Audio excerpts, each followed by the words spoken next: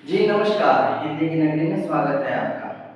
आज हम जिस विषय को लेकर आपके समक्ष मौजूद हैं वह विषय है हिंदी व्याकरण का शब्द और पद। जी हाँ, शब्द और पद। सबसे पहले हम शब्द पे चर्चा करेंगे कि शब्द किसे कहते हैं। हालांकि यह बहुत साधारण विषय है, परंतु बहुत लोग अब भी इसमें कंफ्यूज रहते हैं। उन्हें लगता है शायद हम गलत जान रहे हैं। तो आज आपकी वह जानकारी भी सही हो जाएगी। अगर गलत है तो सही हो जाएगी और सही है तो फिर खुशी की बात है। शब्द किसे कहते हैं? सबसे पहली बात, अगर आपने हमारी पिछली वीडियो देखी होगी तो उसमें हमने बताया है वर्णों के बारे में, वर्णमाला के बारे में। अगर नहीं देखी है तो कृपया जाकर उसे देखिए। और आज जो हम आपके समक्ष लेकर आए हैं वर्ण की अगली सीढ़ी यानी शब्द है। एक एक देखिए, भाषा ऐसे ही नहीं बनती। जिस तरह एक एक ईंट जोड़ के महल खड़ा होता है, उसी प्रकार एक एक शब्द मिलके भाषा बनती है। ठीक है, तो शब्द। अब मान लीजिए हम यहाँ पर लिखिए क, म और ल, है ना। हमने लिखा क, म और ल। देखिए ये तीनों क्या है? स्वतंत्र है, तीनों वर्ण है, तीनों ध्वनियां हैं। अब इसे अगर हम एक साथ मिलाते हैं, ठीक, तीनों ध्वनियों को हमने एक साथ मिला दिया तो ये क्या बन गया? कमल। क्या बन गया? ये कमल। अब कमल का अर्थ हम सब जानते हैं कि जो कीचड़ में उत्पन्न होता है, यानी एक फूल है। ठीक, एक फूल है जो कीचड़ में उत्पन्न होता है। अब ये हमने क्या देखा? वर्ण, तीन अलग अलग वर्ण हैं और तीनों वर्ण जब एक साथ मिल जाते हैं, ये तीनों अलग अलग ध्वनियां जब एक साथ मिल जाते हैं, मिलने के बाद में ये एक विकार उत्पन्न करते हैं, यानी एक नए प्रकार की ध्वनि उत्पन्न करते हैं। और जब उस ध्वनि को हम सुनते हैं कमल, तो हमारे मस्तिष्क में, हमारे दिमाग में ये आता है अच्छा एक फूल की बात हो रही।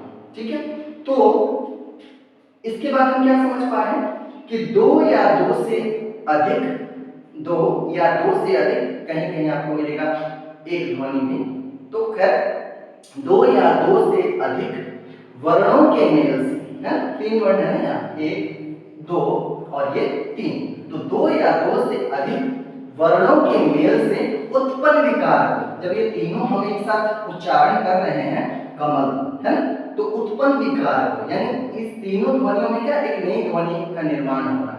तो दो या दो से अधिक वर्णों के मेल से उत्पन्न विकार को शब्द कहते हैं। ठीक, इस तरह से जहां भी, अच्छा ये सार्थक होते हैं, सार्थक, है ना।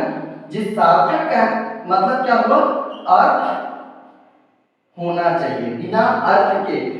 जैसे अगर कमल को हम मलक कहते हैं, मलक, अब कहेंगे बहुत लोग कहेंगे कि सर क्या ये भी तो तीनों ही जो है वो शब्द का निर्माण तो हो ही रहा है, वर्णों का मेल तो हो ही रहा है, वर्णों का मेल हो रहा है, परंतु इसमें क्या हो रहा है? इसका कोई अर्थ नहीं है ना, ये अर्थहीन है। तो अगर ये अर्थहीन है तो इसे हम शब्द नहीं कहेंगे। फिर से ध्यान से सुन लीजिए, दो या दो से अधिक वर्णों के मेल से उत्पन्न विकार को शब्द कहते हैं। ठीक है, उम्मीद है शब्द आपको समझ में आ गया होगा। आइए अब हम पद पे चर्चा करते हैं कि पद क्या है ना, पद किसे कहते हैं। तो देखिए हमने शब्द का एक उदाहरण लिया था कमल, है ना, का, म और ला। ठीक है, ये क्या है? तो ये शब्द है। क्या है? ये शब्द है ना। अब देखिए, अब यहां पर इससे हम वाक्य बनाते हैं। ठीक है, कमल कीचड़ में खिलता है। ठीक है, कमल क्या है? कीचड़ में खिलता है। अब यहां पर देखिए कमल यहां भी है, कमल यहां भी है, तो साधारणतः अगर कोई हमसे पूछ दे इस तरह से अंडरलाइन करके कि ये क्या है, तो हम साधारणतः कह देंगे कि शब्द है। ये गलत है, ये शब्द नहीं है, ये क्या है? ये पद है। तो अब देखिए कि पद की परिभाषा क्या हो गई तो शब्द जब व्याकरणिक नियमों में बंधकर, वाक्य बनाने का एक नियम तो होता है ना, उसकी चर्चा किसी और वीडियो में हम करेंगे। शब्द जब व्याकरणिक नियमों में बंधकर वाक्य में प्रयोग किए जाते हैं, शब्द जब व्याकरणिक नियमों में बंधकर वाक्य में प्रयोग किए जाते हैं तब उसे हम पद कहते हैं। तो आज के बाद अगर वाक्य में कहीं भी आपको इस तरह से अंडरलाइन करके और पूछ दिया जाए कि ये क्या है, तो याद रखिएगा ये पद है। और यही कीचड़ अगर ये स्वतंत्र रूप से है, अगर ये स्वतंत्र रूप से है तो ये क्या है, ये शब्द है। उम्मीद है आप लोगों को शब्द और पद का जो कंसेप्ट है वह समझ में आ गया होगा। अगर फिर भी कोई कंफ्यूजन रह जाए आप बेशक हमें कमेंट में पूछें, हम इसका उत्तर देने का प्रयास करेंगे। आपको आपका उत्तर जरूर प्राप्त होगा। और इसी प्रकार की वीडियो पाने के लिए आप हिंदी की नगरी चैनल को सब्सक्राइब करें। वीडियो पसंद आए तो उसे लाइक शेयर जरूर करें। तब तक के लिए धन्यवाद। जय हिंद।